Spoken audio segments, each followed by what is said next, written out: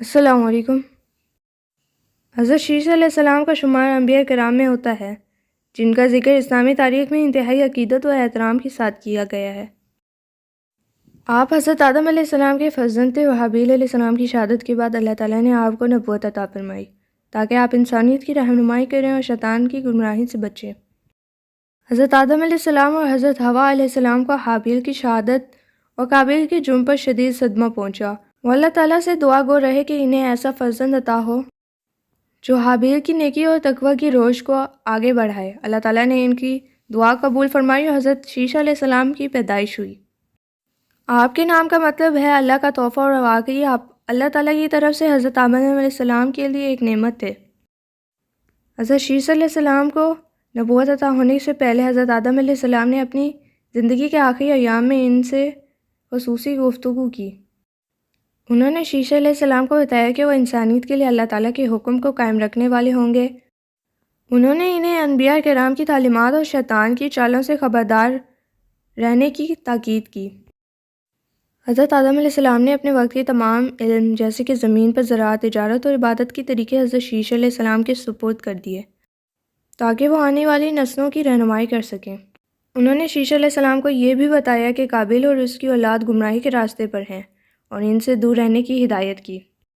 حضرت آدم علیہ السلام کے وصال کے بعد حضرت شیش علیہ السلام نے انسانیت کی رہنمائی کی ذمہ داری سنبھالی۔ اللہ تعالیٰ نے انہیں کتاب اور حکمت عطا فرمائی تاکہ وہ لوگوں کو حق کی طرف بلا سکیں۔ آپ نے لوگوں کو توحید کی تعلیم دی اور شرک سے بچنے کی تاکید کی۔ آپ نے انہیں بتایا کہ دنیا عارضی ہے اور اصل کامیابی آخرت کی ہے۔ حضرت شیش علیہ السلام نے لوگوں کو عبادت کے نئے طریقے بھی سکھائے اور انہیں زمین کی دیکھ بھال کرنے اور اپنے اعمال میں انصاف کرنے کی تلقین کی۔ آپ نے قبیلوں میں امن قائم رکھا اور لوگوں کو شیطان کے وسوسوں سے خبردار کرتے رہے۔ آپ رات کو جاگ کر اللہ کی عبادت کرتے اور دن کے وقت لوگوں کی رہنمائی کرتے۔ آپ نے اپنی نسل کو سکھایا کہ وہ اللہ کی نعمتوں کا شکر ادا کریں، زمین کو آباد کریں اور عدل و انصاف کو اپنائیں۔ آپ کی دعاؤں میں یہ کثرت سے شامل ہوتا کہ اللہ تعالیٰ انسانوں کو ہدایت دے اور انہیں شیطان کے جال سے بچائیں۔ آپ کا ہر عمل تقوی اور اخلاص سے بھرپور تھا اور آپ کی زندگی کا مقصد اللہ کی رضا حاصل کرنا تھا۔ کہا جاتا ہے کہ حضرت شیش علیہ السلام کو اللہ تعالیٰ نے کچھ خاص علوم عطا کیے تھے۔ ان میں ستاروں کا علم، زراعت کی تفصیلات اور مختلف ہنر شامل تھے جو انسانوں کی زندگی کو بہتر بنانے کے لیے ضروری تھے۔ آپ نے اپنی اولاد کو یہ تمام علوم منتقل کیے اور ان کی تربیت کی تاکہ وہ دنیا میں بھٹک نہ جائیں۔ آپ کے زمانے میں اللہ تعالیٰ نے انسانوں کو زمین پر خوب برکتیں عطا کیں، کھیتیاں لہلاتی، درخت پھلوں سے بھرے رہتے اور لوگ امن و سکون کے ساتھ رہتے تھے۔ یہ سب حضرت شیش علیہ السلام کی رہنمائی کا نتیجہ تھا۔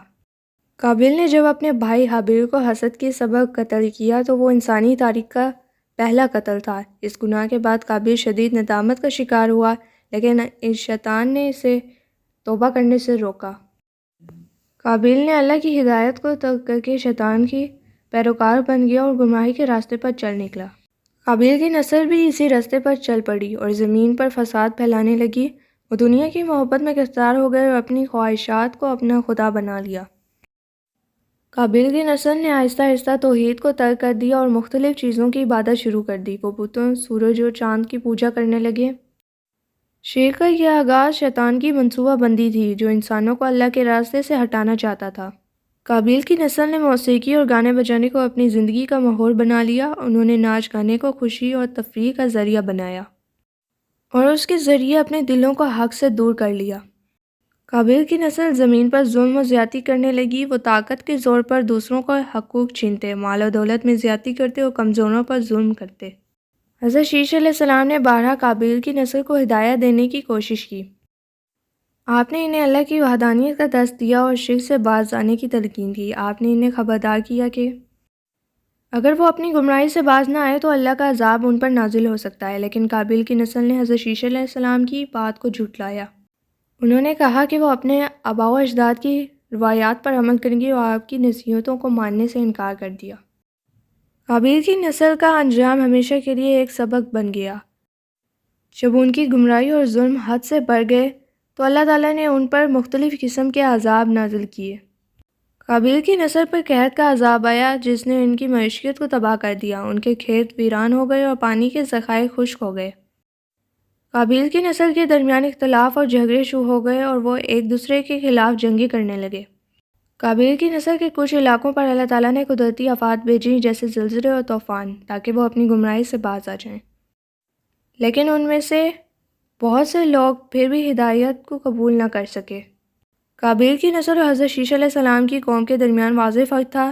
حضرت شیش علیہ السلام کی قوم توحید پر قائم تھی، عبادات میں مشغول رہتی اور اللہ کی عطا کردہ نعمتوں کا شکر ادا کرتی تھی۔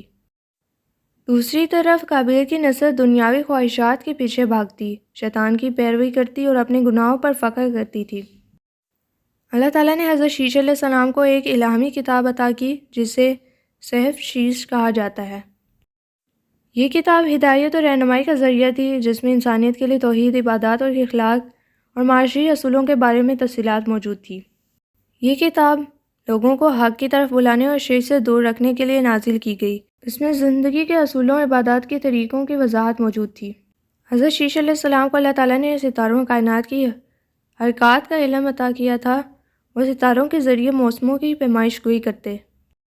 حضرت شیش علیہ السلام نے اپنی زندگی کا بیشتر حصہ اللہ کی عبادت اور انسانیت کی رہنمائی میں گزارا۔ آپ نے اپنی اولاد کو نیکی اور تقوی کی وصیت کی اور انہیں تاکید کی کہ وہ قابیل کی نسل سے دور رہیں۔ آپ کی نسل نے آپ کی تعلیمات کو آگے بڑھائے اور حضرت نوح علیہ السلام تک آپ کی ہدایت جاری رہی۔ اسلامی روایات میں یہ بھی کہا جاتا ہے کہ آپ کو زمین کے ابتدائی انبیاء میں شمار کیا جاتا ہے، جنہوں نے انسانوں کو حق و عدل کا راستہ دکھایا۔ آپ کا وصال تقریباً 912 سال کی عمر میں ہوا۔ اگر آپ کو یہ ویڈیو پسند آئی ہو تو چینل کو سبسکرائب کریں اور اپنے دوستوں کے ساتھ شیئر کریں۔ اللہ حافظ۔